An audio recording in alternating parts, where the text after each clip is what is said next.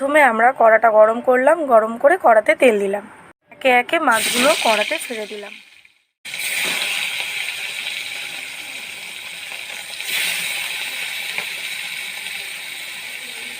মাছগুলোকে ভালো করে লাল লাল করে ভেজে নিলাম।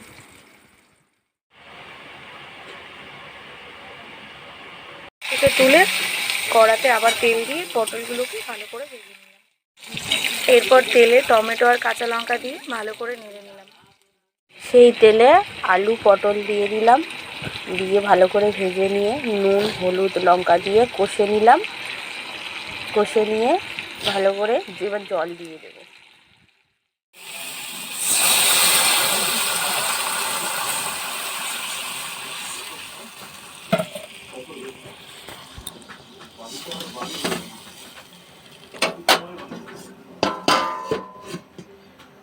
ঝোলটা ফুটছে, এবার আলুটা সেদ্ধ হয়ে যাবে। আলুটা সেদ্ধ হয়ে গেছে, হয়ে গেলে এবার ঝোলটা আমি ঢেলে নিলাম।